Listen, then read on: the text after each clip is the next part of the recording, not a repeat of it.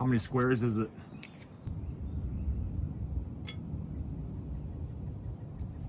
Hey guys, out here in Chesapeake replacing a roof this morning. Got some pretty bad organic growth on this roof here. I just thought I'd take a second here and give you a little information on chimneys and roof replacements. All right, so here we have a chimney. Right now I'm measuring in at 49 inches. All right, it has no cricket. And there's the ridge. All right, whenever you have a chimney that comes in over 30 inches wide, you need to install a cricket on the ridge edge. So that's what we're going to be doing here. In addition to that, we're going to be replacing the flashing. I'll show you guys here in a little bit. The soffit and the fascia down here has been rotted. All right, so some water's been getting down behind the chimney. A lot of times these chimneys are the weak point that you end up seeing. When we do these chimney flashing jobs, I want to show you how we do it here. I'm willing to bet that once we peel this out, the only thing stopping water from getting behind here is just that sealant. What I like to do is I like to have, in addition to the counter flashing, the step flashing underneath, I like to have the flashing, the counter flashing, actually have a mechanical seal into the brick where we will cut away a little bit of the mortar and then top that off with some sealant. That way you have kind of the double, triple, even quadruple, if you're counting the underlayment, the actual ice and water shield protection against water getting through your chimney. All right guys, a little poll here, a questionnaire. I know I have a lot of investors, contractors, home inspectors, real estate agents on my feed here. So we got ice and water shield and synthetic layer. We're doing a roof. Here's the ice and water, and here is the synthetic underlayment. Now, the ice and water shield is to go 24 inches inside the warm wall. So we have a pretty short eave here, so we're gonna get away with just doing one roll. My question to you guys is, do we put down the ice and water first, or do we put down the synthetic underlayment first? Which one do you think touches the roof decking? Bonus points if you can tell me where the drip edge goes in the mix of that. Does it go under all of it, over all of it? What about on the eaves? And what about on the rakes going up?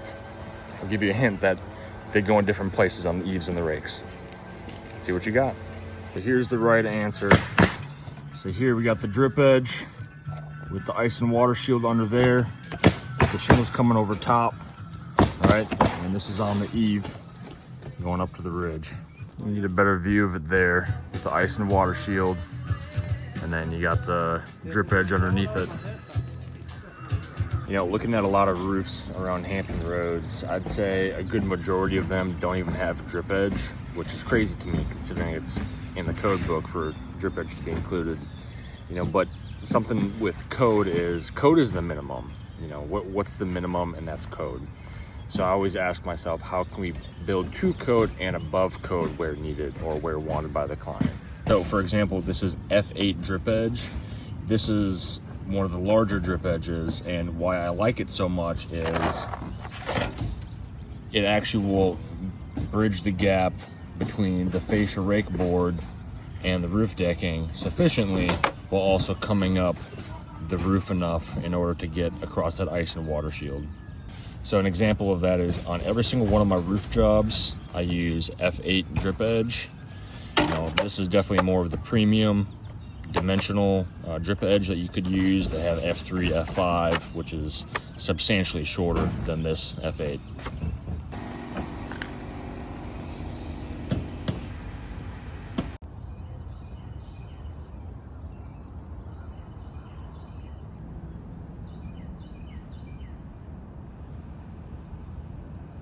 You know, when you guys start to interview companies that are going to be doing these jobs, these are some of the questions you should be asking them.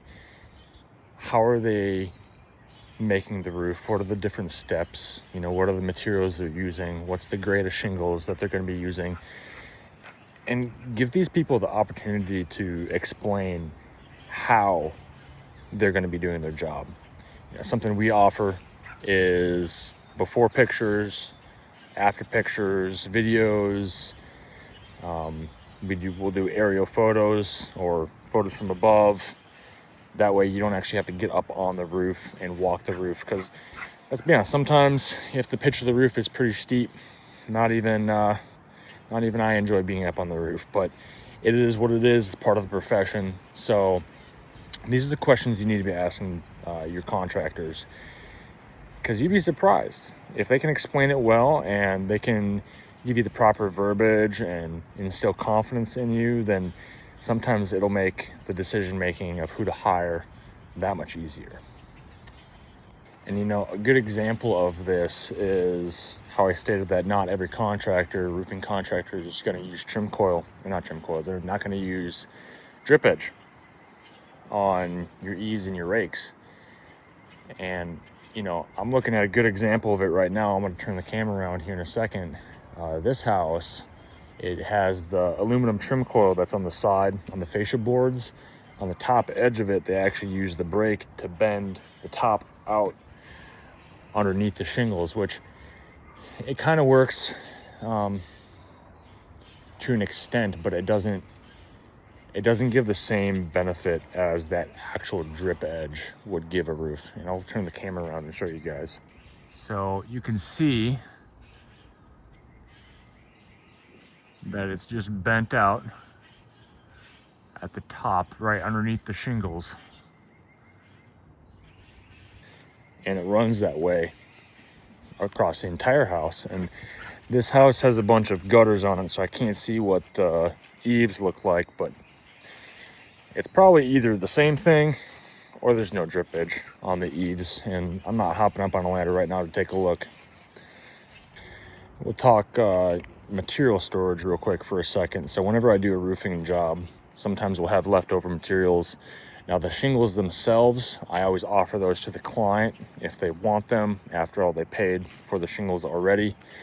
Or even we'll leave them with the investment property if we're doing some sort of investment property, in case they need to ever color match in the future or need to fix anything. Now, there are some items that contractors will use that are more of a bulk item, maybe trim coil or flashing. You know, we buy these in big long rolls, but sometimes we only use not but a few feet on each job. So storing these materials, you know, metal obviously, can pretty much store that indefinitely, so long as it's not exposed to sun and is going to be fading. But occasionally, when I do store shingles, you know, we want to keep them in a nice temperature controlled environment. Don't leave them outside, exposed to too many environments, not covered up. You know, don't leave them somewhere that they can be left wet all the time and they'll get deteriorated, maybe even have organic growth get on them. So sometimes I'll have an excess amount of shingles that I need to get rid of. For example, I'm kind of cycling through some old shingles I'm getting rid of in my shed, and I'll just throw them out slowly because they might be too brittle. Typically we'll use these leftover shingles on sheds, chicken coops, stuff like that. Just something to save the client a little bit of money. Hey, while we're talking roofs, I just want to point something out. You know, your shingles are typically rated, depending if they're architectural or 3-tab, they're rated for anywhere from 15, maybe 25. If someone tells you 50 years on architectural shingle roofs,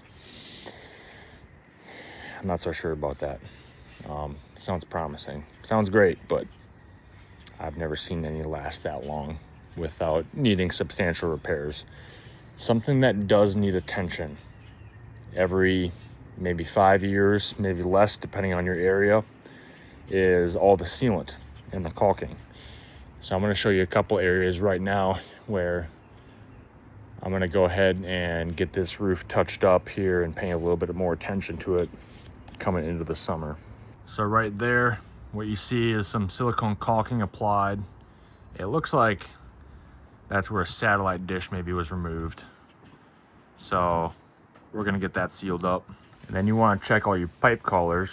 For example, that one, I see a nail head with no caulking. Let's see. Maybe need to touch that one up. Who knows? We'll look at that one. But that one down here definitely has no caulking. Hey, if you found anything useful throughout this entire video, I'd appreciate a like and a follow or a subscription. Helps me get the information out and helps us grow. Thank you.